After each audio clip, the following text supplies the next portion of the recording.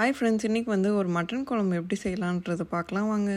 First வந்து நாங்கள் meet எடுத்துக்கிட்டோம். அடுத்து மீட் கட்டரை வச்சு கட் பண்ணிக்கிட்டு நெக்ஸ்ட் வந்து தாளிக்கிற சாமான்லாம் எடுத்து வச்சுக்கிட்டேன் நான். அதுக்கு வந்து ஃபர்ஸ்ட் வந்து கொஞ்சம் பூ, அப்புறம் 1/4 ஸ்பூன் வெந்தயம், 1/2 ஸ்பூன் சீரகம், 1/2 ஸ்பூன் சோம்பு, அப்புறம் வந்து ஒரு ஸ்டாரு, அப்புறம் ஒரு இலை, அப்புறம் 2 பட்டை எல்லாத்தையும் எடுத்துக்கிட்டோம். அப்புறம் ஒரு 10லேருந்து 15 சின்ன வெங்காயம், அப்புறம் ஒரு தக்காளி, இதெல்லாம் ரெடியாக வச்சுக்கிட்டோம்.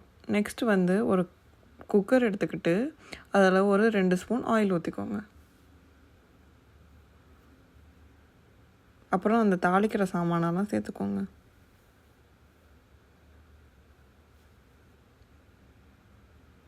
இதெல்லாம் கொஞ்சம் வந்து வெடிக்கட்டும். நெக்ஸ்ட்டு வந்து தக்காளியும் வெங்காயமும் சேர்த்துக்கலாம்.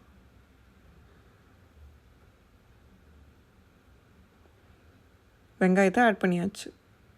இதை கொஞ்சம் நல்லா வதக்கிக்கோங்க. நெக்ஸ்ட் வந்து தக்காளி ஆட் பண்ணிவிட்டு அதையும் ஒரு 2 மினிட்ஸ் வதக்கிக்கோங்க.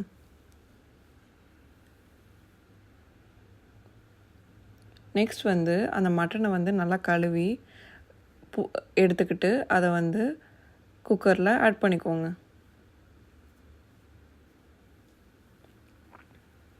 நெக்ஸ்ட் வந்து ஸ்பைசஸ்லாம் ஆட் பண்ணிக்கலாம்.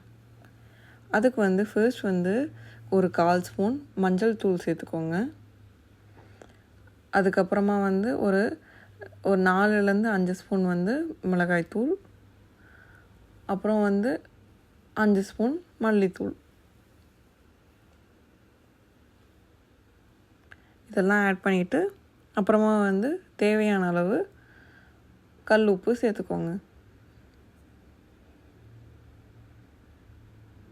இதெல்லாம் ஆட் பண்ணிவிட்டு ஒரு வதக்கி அப்புறமா வந்து தண்ணி அதில் வந்து ஆட் பண்ணிவிட்டு ஒரு கொதிச்சோன்னே குக்கரை வந்து க்ளோஸ் பண்ணி ஒரு 4லேருந்து 5 விசில் விட்டுக்கோங்க. அதுக்கப்புறமா வந்து அரைச்சி ஊற்ற போகிறோம்ல, இது வந்து காரைக்குடி ஸ்டைல்னால அரைச்சி ஊற்ற போகிறோம். அதனால் வந்து அதுக்கு வந்து ஒரு 1/2 மூடி தேங்காய் எடுத்துக்கோங்க. அப்புறம் ஒரு 4லேருந்து 5 முந்திரி, அப்புறம் 1/4 ஸ்பூன் கசகசா, அப்புறம் 1/2 ஸ்பூன் சோம்பு, 1/2 ஸ்பூன் சீரகம், எல்லாத்தையும் வந்து ஒரு மிக்ஸி ஜாரில் வந்து ஆட் பண்ணிவிட்டு அப்புறமா வந்து அரைச்சிக்கோங்க. 90% அரைச்சிக்கிட்டால் போதும், ரொம்ப அரைச்சிடாதீங்க. அப்புறமா வந்து அந்த அரைச்சதையும் ஆட் பண்ணிவிட்டு கொதிச்சோன்னே அப்புறம் வந்து கொஞ்சோண்டு கருவேப்பிலை ஆட் பண்ணிட்டா மட்டன் குழம்பு ரெடி. தேங்க்யூ.